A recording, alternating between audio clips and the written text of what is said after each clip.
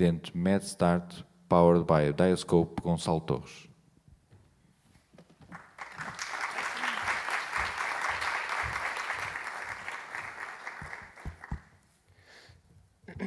Caros colegas, sejam todos bem-vindos ao vosso congresso, o CNIFG.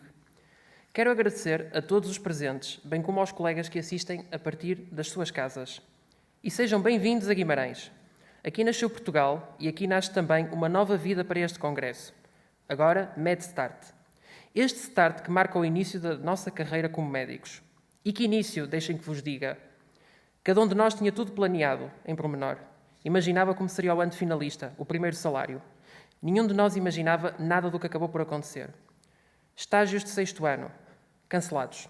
Queima das fitas, imposição de insígnias, baile de finalistas, cancelado, cancelado, cancelado. CNIFG 2020, cancelado. Tudo cancelado, exceto a maratona de estudo e a PNA. O mundo poderia estar perto do fim, mas mesmo assim a ACSS continuaria a publicar portarias, avisos e listas de concursos de acesso. E assim estudamos, fechados nas nossas casas, pensando no início que não seria difícil. Afinal, já teríamos que passar 2020 em clausura.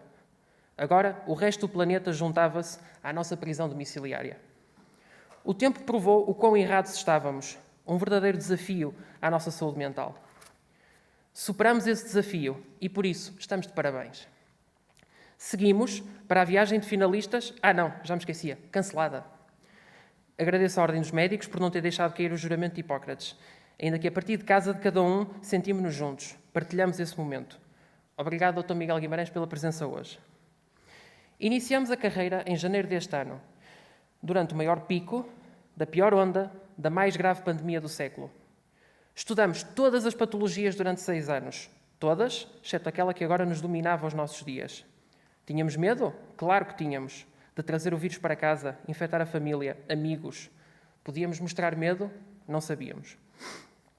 E chegamos às enfermarias, subitamente expostos ao mundo do qual nos havíamos aliado durante meses de estudo. No meu caso, ao Hospital de Guimarães, onde nasci, onde me formei como aluno e onde agora sou médico. Hospitais como este precisavam de nós. De elementos supranumerários, tínhamos passado a não dispensáveis. Chegamos a estes hospitais e encontramos profissionais cansados, mas muitos ainda assim dispostos a ensinar estes jovens inseguros. E pensamos no nosso egoísmo, na importância que tínhamos dado às viagens e festas que perdemos no ano anterior. Agora, doentes perdiam a vida à nossa frente. Era real. Víamos internos e especialistas com as marcas das máscaras sulcadas na face. Verdadeiras cicatrizes de guerra. Haverá fim para este pesadelo? Ainda hoje não sabemos a resposta. Aos poucos, aprendemos a lidar com a pandemia com maior naturalidade. E, algures em maio, um grupo de internos de formação geral, espalhado pelo país, achou que podia sonhar organizar o seu congresso. Reerguer o antigo CNIAC, agora CNIFG. Foram meses a planear, sempre na incerteza de que na última hora seríamos obrigados a cancelar tudo, por uma nova onda, uma nova variante. Não aconteceu. Hoje estamos aqui, juntos novamente, e que bom é voltar a ver-vos a todos. A cidade berço da nação é berço deste projeto ambicioso, desta aposta na nossa formação. Um congresso pensado de médicos para médicos. Ao longo dos próximos 3 dias, iremos aprender, questionar, debater e matar saudades de uma já longínqua normalidade, obviamente adaptada, por exemplo, através da primeira edição híbrida da história do CNIFG. Vamos aprender a sobreviver ao internato médico, aprender a gerir equipas e comunicar, descobrir novas carreiras, tentar prever como a medicina evoluirá com a tecnologia, sem nunca esquecer a relação com o doente, a pedra basilar da nossa profissão. Não foi fácil. Entre urgências e consultas, pedimos patrocínios, demasiadas vezes recusados. Criamos programas científicos, organizamos a logística. Entre notas de altas e diários clínicos, desenhamos campanhas de divulgação, construímos uma app móvel. Em fins de semana, trocamos a praia por folhas de Excel. Esperamos que o resultado desse trabalho seja um congresso de qualidade, do qual cada um de vocês tire algo de significativo, que vos enriqueça como médicos. Porque tudo o que nos enriquece como médicos nos ajuda a cumprir a nossa grande missão, o serviço ao doente. Obrigado.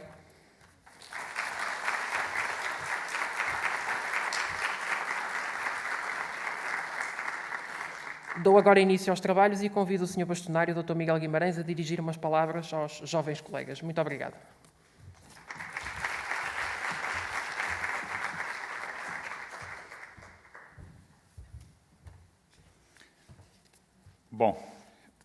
Bom dia a todos.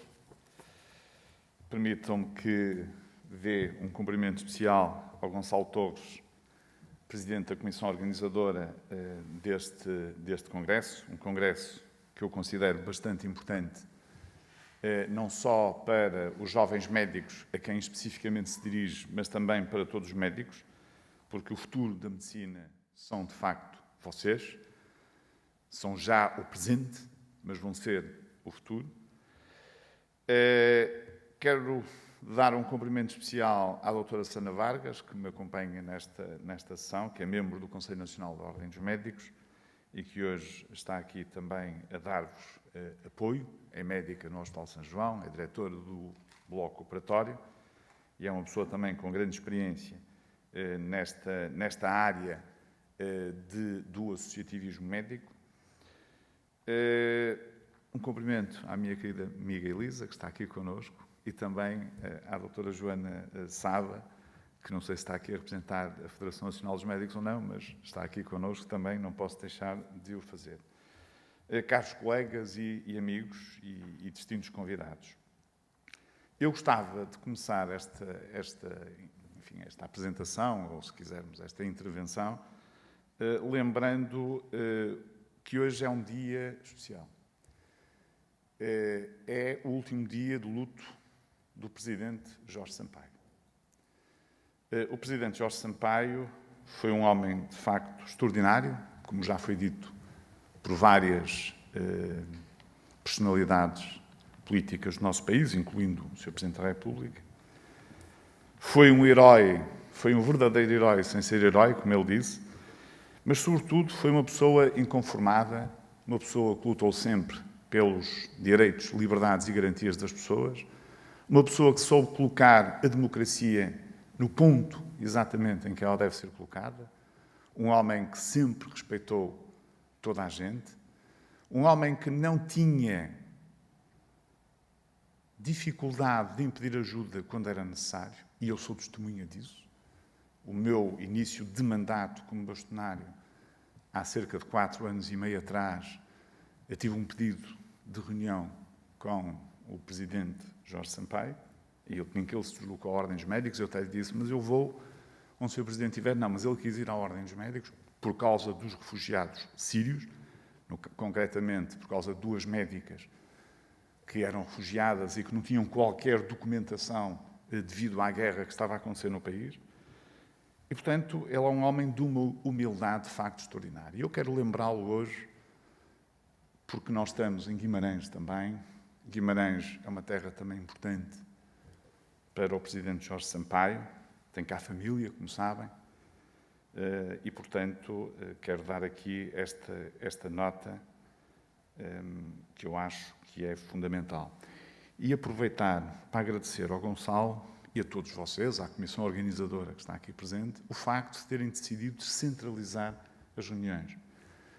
Eu tenho tentado isso sem sucesso na Ordem dos Médicos. Já lancei este repto várias vezes para que os congressos nacionais da Ordem não sejam só no Porto, em Coimbra e em Lisboa, e sejam noutros sítios, sei lá, em Guimarães, em Braga, na Madeira, no Algarve, onde for, não é? E, portanto, isto é também muito bem-vindo. É importante que as pessoas se desloquem, que conheçam o país. O país não é só Lisboa e o Porto, o país é muito mais do que Lisboa e o Porto, e por isso eu quero deixar-vos aqui também esta nota de agradecimento. É verdade que nós, nos últimos dias, tivemos aqui a recordação de alguns acontecimentos que não foram propriamente grandes acontecimentos. Um deles foi os atentados de 11 de setembro, que aconteceram há 20 anos, e a declaração de pandemia pela Organização Mundial de Saúde, que aconteceu exatamente também no dia 11 de setembro, portanto, há 2 dias atrás. E estas situações que, de facto, causaram uma grande perturbação a nível mundial, quer o atentado de 11 de setembro, quer agora a pandemia, por motivos diferentes, levam a que muitos dos desafios que nós estávamos habituados sejam novamente reequacionados. e reequacionados à luz daquilo que é a aprendizagem constante que nós vamos tendo com este tipo de acontecimentos, em que passamos muitas vezes a valorizar as coisas que se calhar são mais importantes na nossa vida em prejuízo de outras que são supérfluas. Estou a pensar, por exemplo, nesta pandemia, no papel fantástico que os médicos e profissionais de saúde tiveram para defender a vida das pessoas. Concretamente, o Gonçalo já o falou, os internos da formação geral, os internos da especialidade tiveram um papel determinante, como sempre acontece.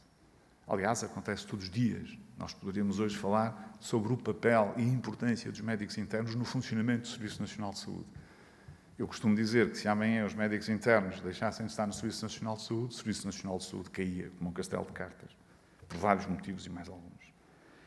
E eu quero deixar aqui um elogio e uma gratidão a todos vocês, a todos os internos da formação geral, a todos os médicos, a todos os profissionais de saúde, que de facto, nesta altura, conseguiram tirar de si próprios aquilo que era essencial para combater esta pandemia.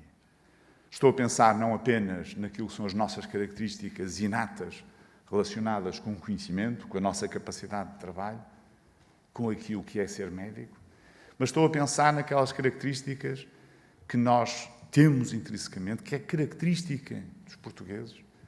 Estou a pensar no humanismo, na solidariedade e também naquilo que é a compaixão que nós temos pelas pessoas. E isso revelou-se absolutamente essencial. De tal ponto que Portugal é um case study a nível internacional. Porquê? Porque conseguimos fazer mais com menos.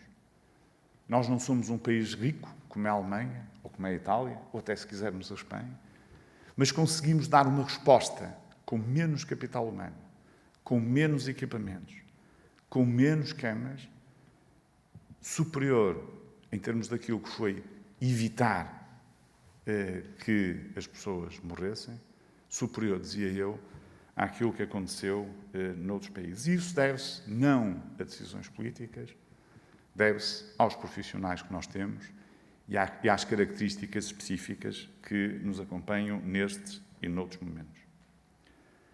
Portanto, quero também honrar aqui as pessoas que durante esta pandemia perderam a vida. Foram alguns médicos que perderam a vida, foram outros profissionais de saúde, enfermeiros, assistentes operacionais, agora chamados técnicos auxiliares de saúde, e outros, mas também todas as pessoas que sucumbiram a esta doença. Foram muitas e em muito pouco tempo.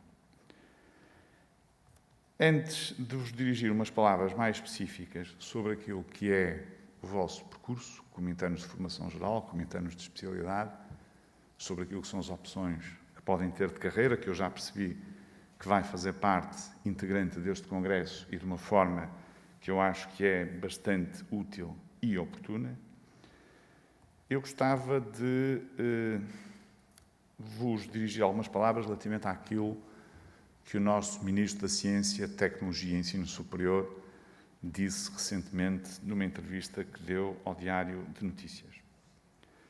O Sr. Ministro, de forma incompetente, decidiu falar sobre uma coisa que não é da sua competência. Ou seja, falar sobre o ensino pré-graduado é da sua competência, e podemos falar sobre isso. Falar sobre o ensino pós-graduado, nomeadamente sobre a formação médica especializada, não é da sua competência, é da competência da Ministra da Saúde, ou, se quisermos, em última análise, do Primeiro-Ministro.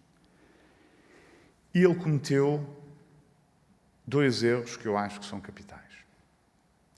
O primeiro é não dizer a verdade aos portugueses sobre aquilo que são as necessidades médicas em Portugal. Nós, de facto, somos um país que forma bastantes médicos. Não somos um país que tenha os médicos necessários no Serviço Nacional de Saúde, mas formamos bastantes médicos.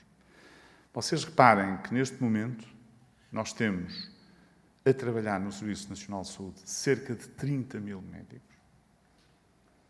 e temos inscritos na Ordem dos Médicos 59.681 médicos.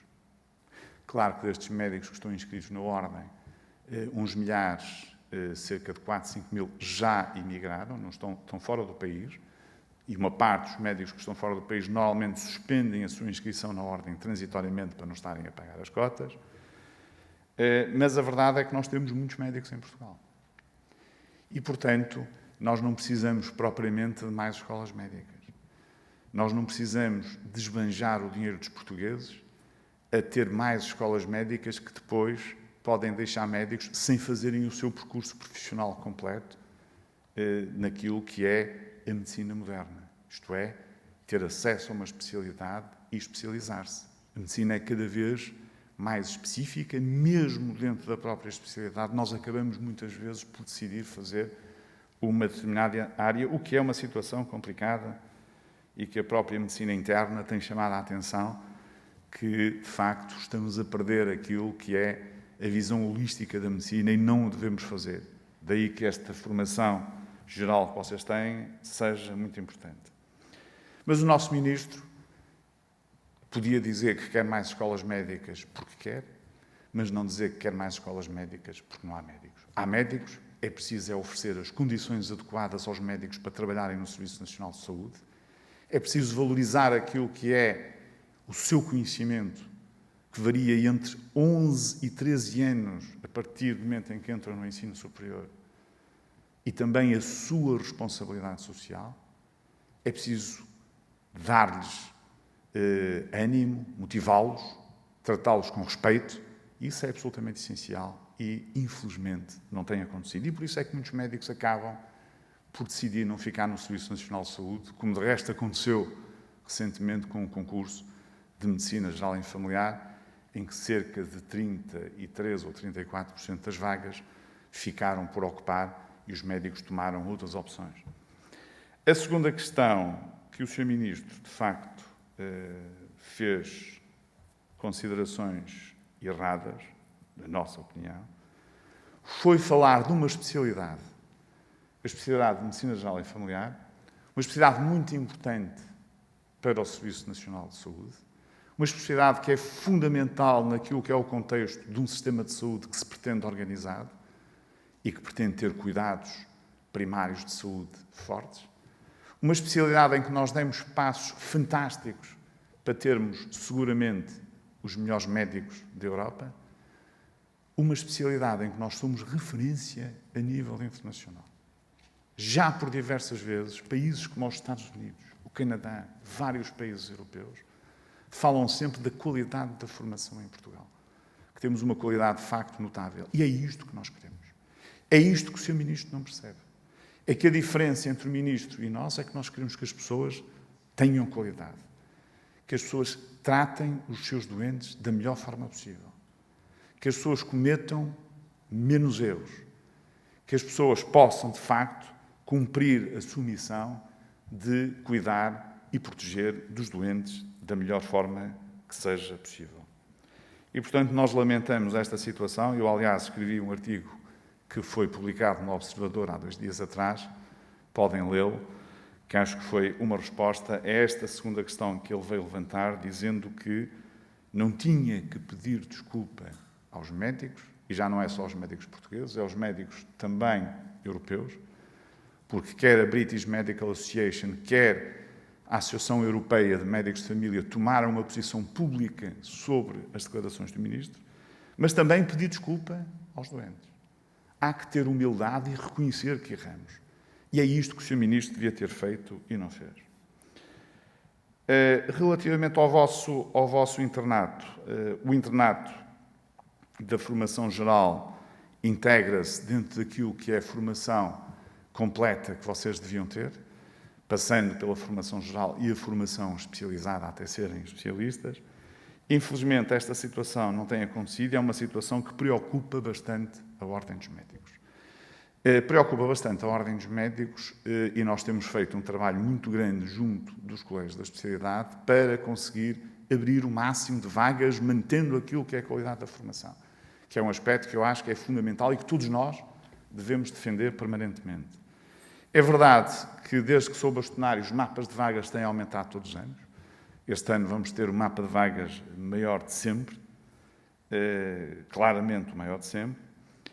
Mas é fundamental que a gente tenha aqui uma estratégia que seja diferente. Uma estratégia que tem que vos envolver a vocês.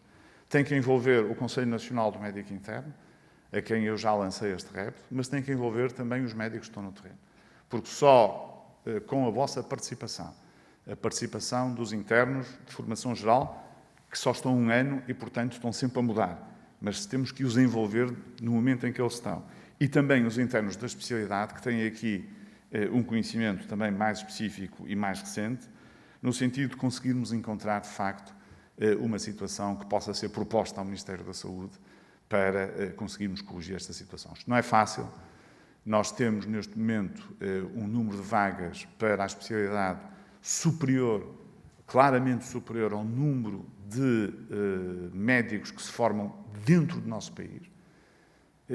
O número, neste momento, é claramente superior. Agora, nós não conseguimos ter vagas para todos os médicos que fazem o exame de acesso à especialidade.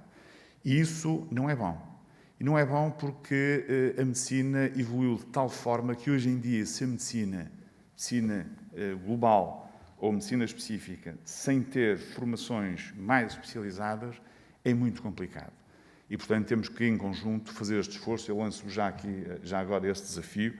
Lanço este desafio ao Gonçalo, para se juntar também ao Carlos Mendonça, que é o Presidente do Conselho Nacional do Médico Interno, e ao Conselho Nacional da Ordem, para conseguirmos ir mais longe. Este congresso é fundamental. É fundamental porque permite falarem, permite o contacto uns com os outros, permitem perceber aquilo que está a acontecer no vosso local onde estão a fazer a formação, permite que haja, de facto, um crescimento profissional e até aquilo que são as próprias competências que os médicos devem adquirir durante esta fase. E acho que é nesta fase que se vai construindo um bocado aquilo que é a nossa identidade como médicos e até como pessoas, nas várias dimensões, na dimensão humana, na dimensão solidária, enfim, naquilo que é a partilha da inovação e da investigação, mas também aquilo que é a relação médico-doente. E a propósito da relação médico-doente, eu aconselho-vos a todos a lerem um livro que a Ordem dos Médicos publicou há cerca de 3 anos, 2 anos e meio, que se chama exatamente A Relação Médico-Doente, Património Imaterial da Humanidade. Enfim, o livro foi escrito no contexto de as ordens de vários países, incluindo a Ordem dos Médicos, submeterem à Unesco a candidatura de Património Imaterial da Humanidade da relação médico-doente. Não é que ela já não seja. A relação médico-doente é das coisas mais antigas que existe, é de facto um património da humanidade, mas este reconhecimento é importante para proteger esta relação. Porque nós vamos ter, de facto, vários desafios, várias ameaças, enfim. Quem é que hoje não fala da medicina à assistência? A medicina à assistência é uma realidade que nós vamos ter que integrar. É importante para todos nós, é importante para os nossos doentes, mas não podemos nunca esquecer esta parte mais humana, esta parte do contacto com os doentes, esta parte do contacto dos médicos com os próprios médicos, do trabalho em equipa, que permite, de facto, que nós consigamos ir mais longe e fazermos melhor. Depois, é fundamental assimilar a importância relacionada com o Serviço Nacional de Saúde e as carreiras médicas e também aquilo que é a importância das dimensões da literacia e da prevenção no próprio sistema de saúde. Eu vou ficar por aqui, deixando-vos uma mensagem final, porque o Gonçalo está a olhar para mim e diz: este tipo nunca mais se cala. E eu vou ter que, de facto, que me calar, porque eu tinha aqui várias mensagens para vos fazer. Como não trouxe propriamente um discurso escrito, as coisas podem, de facto, prolongar-se.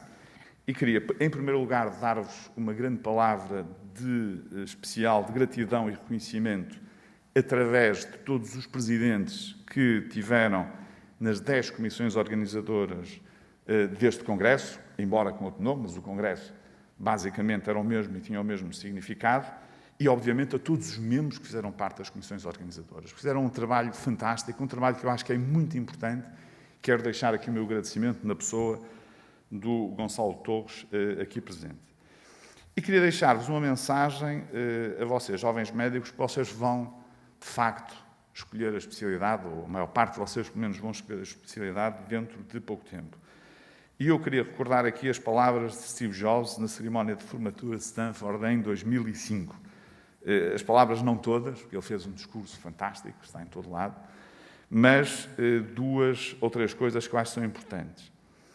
Dizia Steve Jobs que, dirigindo-se aos formandos de Stanford, que o vosso tempo é limitado, não desperdicem a viver a vida de outra pessoa.